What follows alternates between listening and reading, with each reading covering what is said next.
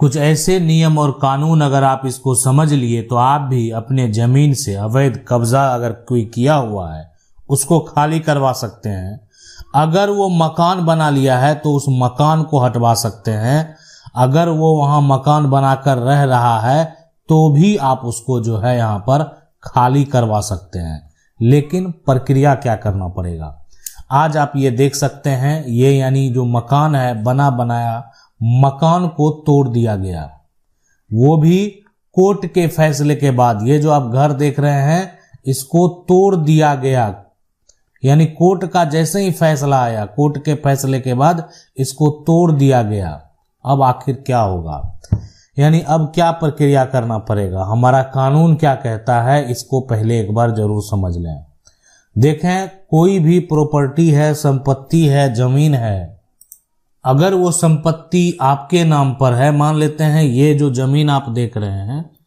ये जमीन यानी जो केस कर रहे हैं, जो एक तरह से दावा कर रहे हैं, यानी ये आपके नाम पर है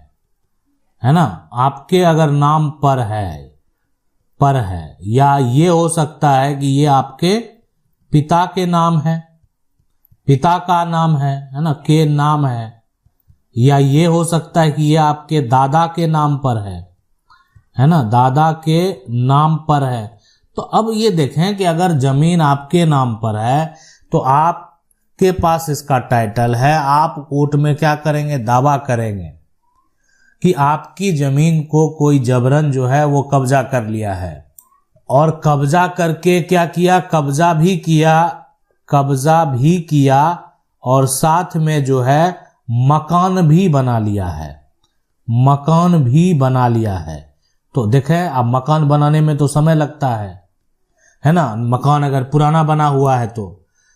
इसमें क्या होता, सबसे बड़ी समझने वाली बात है, मकान आपसे तो ये सवाल किया ही जाएगा कि मकान जो आप बनाया है तो मकान बनाने टाइम क्यों नहीं रोकने आया।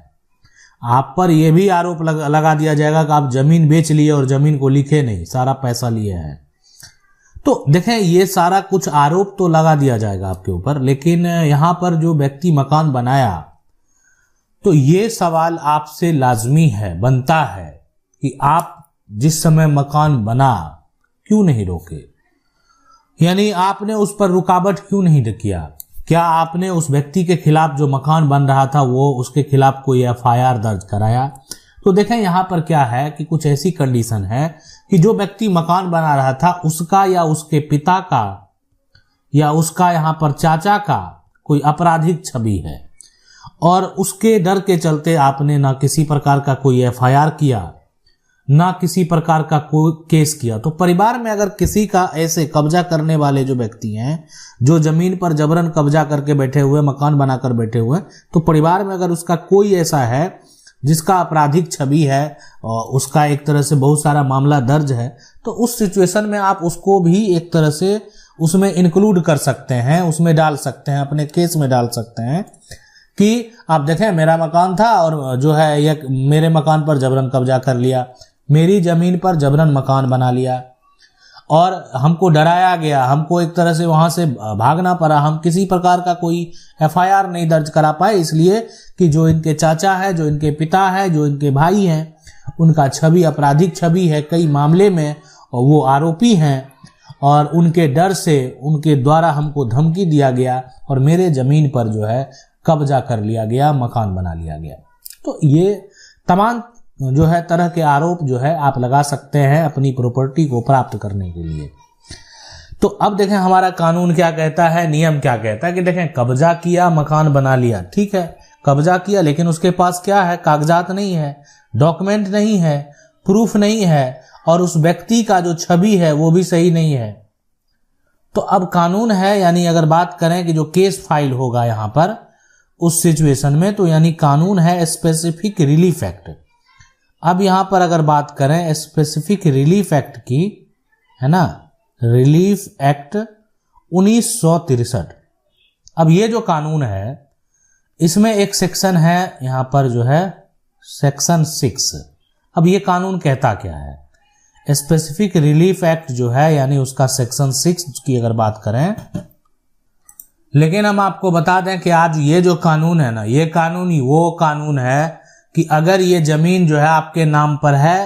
यहां पर या आपके नाम पर नहीं है, ठीक है, ये दोनों के केस में आपके नाम पर है या आपके यहां पर जो है नाम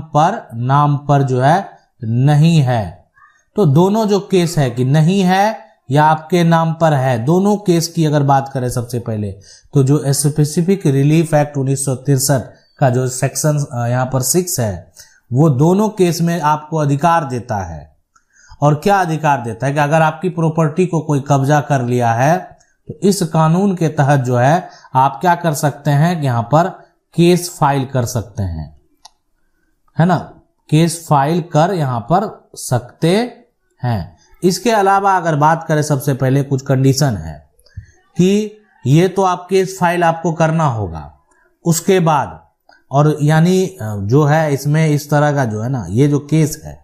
ये आपको अधिकार क्या देता है कि आप अपने पोजीशन को रिकवर कर सकते हैं, है ना, यानी आप ऐसे समझ सकते हैं जो है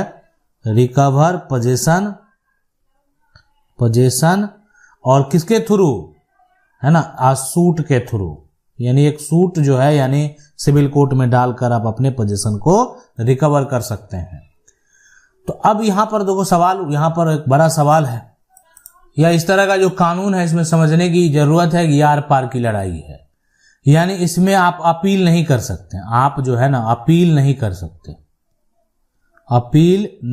सकते। कहने का मतलब क्या हुआ, अपील क्यों नहीं कर सकते हैं?